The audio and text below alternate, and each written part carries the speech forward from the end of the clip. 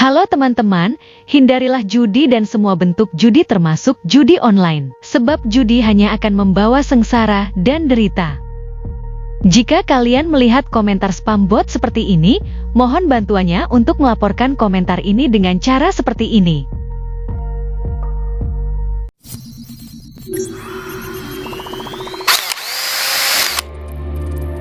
Assalamualaikum warahmatullahi wabarakatuh. Selamat datang kembali di Rio Hotspot Channel. Oke, edisi kali ini kita bahas yang ringan-ringan aja. Kita coba bahas soal salah satu akun di Instagram yang lagi rame dan jadi sorotan, bahkan jadi hujatan. Nama akunnya si soccer.apps ya.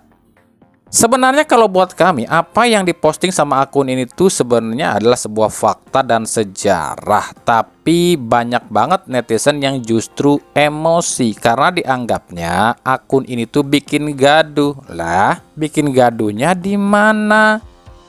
Seperti postingan soal hitungan tahun sejak juara liga ini pun rame, jadi perseteruan, jadi perdebatan di kalangan supporter yang lihatnya kayak gini ya. Karena dianggapnya postingan ini tuh istilahnya ngejek kali ya tim yang udah lama puasa gelar. Seperti contoh postingan hitungan tahun sejak juara terakhir. Ya emang bener sih di postingan ini Persib itu kan 0 tahun puasanya karena musim kemarin baru juara.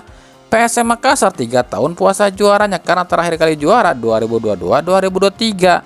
Persija 8 tahun puasanya karena terakhir kali Persija juara 2018. Arema 16 tahun puasa juaranya karena terakhir kali juara 2009-2010 dan Persebaya 22 tahun karena terakhir kali juara Persebaya itu tahun 2004. Lalu apa yang salah dengan postingan ini? Apa ada yang ngerasa kesindir gitu? Kalau saya pribadi justru harusnya kita apresiasi akun-akun kayak gini loh ya, karena dia memberitakan sebuah fakta. Artinya tadinya gini loh, yang kita awalnya nggak tahu jadi tahu. Jadi jangan sampai daripada kita nggak tahu tapi sok-sokan ngerti dan ngerasa paling benar padahal ilmunya cetek. Sekarang kita coba urutkan bahas sedikit aja ya beberapa postingan di akun ini, seperti klub dengan trofi terbanyak sepanjang sejarah. Di sini ditulisnya sepanjang sejarah lo ya, bukan sejak era Ligina atau Liga Indonesia, tapi sepanjang sejarah. Di urutan pertama ada Persija Jakarta dengan 12 trofi dengan rincian 11 kali juara Liga dan 1 kali juara Piala Presiden. Itu betul.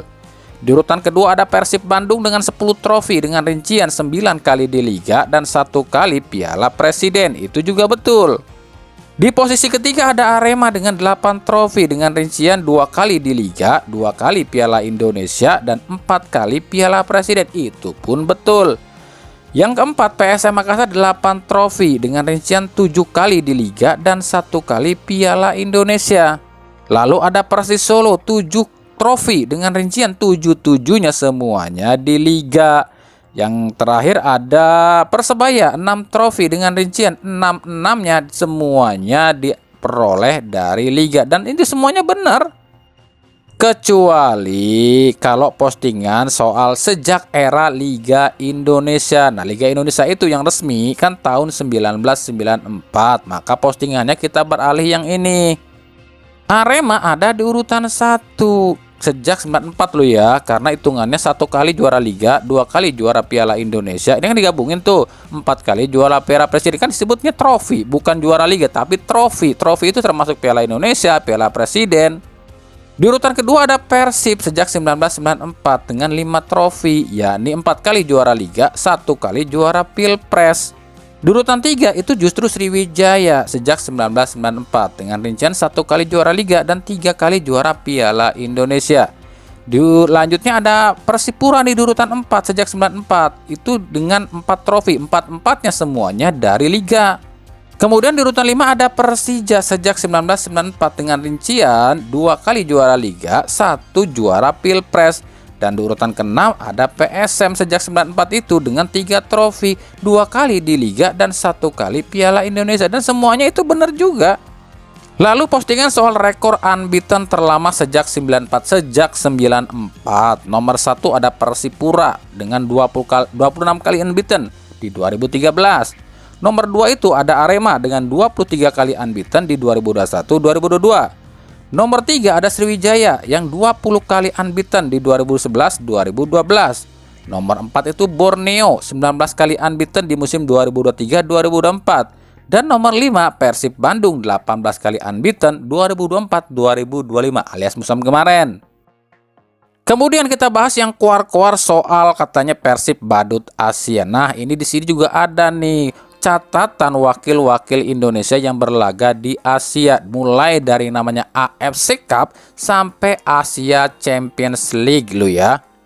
Nah, mungkin di sini masih banyak yang nggak ngerti karena AFC itu dari 2012 keikutsertaan wakil-wakil Indonesia itu namanya berubah-ubah, formatnya pun berubah, juga sistem kualifikasinya pun berubah-ubah atau berbeda-beda. Makanya kita jelasin satu persatu.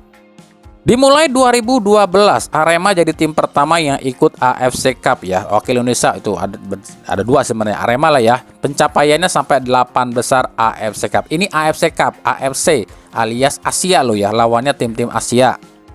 2013 ada Semen Padang, meskipun kontroversi karena Semen Padang juara IPL tapi tembus 8 besar. Ini juga sama, lawannya Asia juga.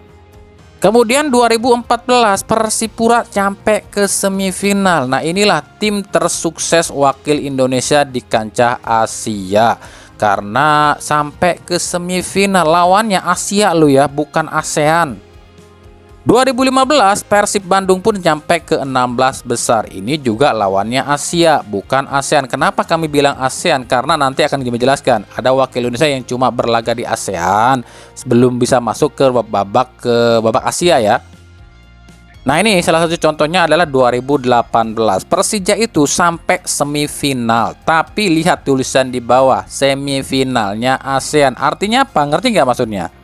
Jadi sejak 2016 AFC itu bikin aturan soal wakil-wakil yang berlaga di kompetisi AFC. Nah, wakil-wakil dari negara-negara yang ranking liganya rendah itu nggak bisa langsung masuk ke babak grup, tapi melalui babak kualifikasi wilayah regional. Regionnya itu mana? Nah, Indonesia ada di region ASEAN, maka kualifikasinya sama negara-negara yang ada di ASEAN. Kalau lolos, baru masuk ke AFC Cup babak grupnya alias babak finalnya.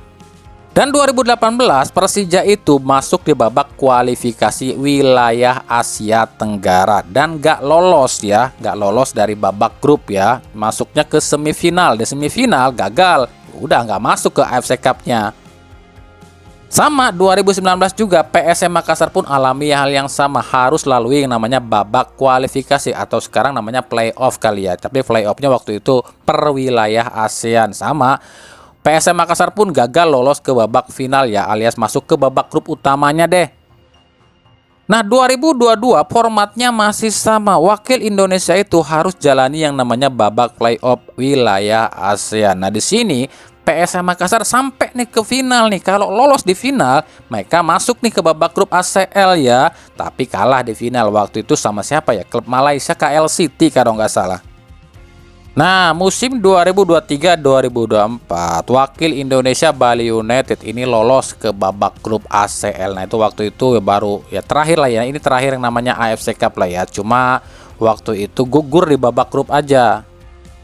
2024-2025 berubah nama menjadi AFC Champions League. Nah, Persib itu waktu itu sebenarnya harus jalani babak playoff lu ya. Tapi gara-gara wakil Korea Utara didiskualifikasi, makanya Persib beruntung nih bisa langsung masuk ke babak grup ACL 2 2024-2025. Tapi memang jeblok alias gagal total di babak grup. Nah, musim ini Persib itu tetap jalani yang namanya playoff, nggak langsung masuk ke babak grup, tapi lawan siapa kemarin? Manila Tiger ya dari Filipina, dan akhirnya loloslah masuk ke babak grup, dan di babak grup jadi juara grup dan lolos ke 16 besar. Jadi ya silakan nilai sendiri siapa tim yang disebut badut Asia. Kalau kami pribadi malah bilangnya nggak ada satupun wakil Indonesia yang pantas disebut badut Asia. Kenapa demikian? Karena kualitas Liga Indonesia yang amburadul memang akan sulit buat wakil Indonesia manapun untuk bisa bersaing di kancah internasional. Itu sulit, beda kelas liga cuy. Istilahnya lu main Tarkam tapi pengen masuk di Liga Super kan susah. Nah itulah wakil-wakil Indonesia, betapa susahnya mereka bersaing di kancah internasional. Siapapun lo ya, tim manapun juga lo ya, untuk menghadapi wakil-wakil dari negara lain dengan kondisi kompetisi Indonesia yang amburadul. Jadi buat orang-orang yang masih bilang wakil Indonesia itu badut Asia adalah orang-orang yang paling terbodoh sejagat raya. Lu nggak ngerti bola tapi sok-sokan komentar.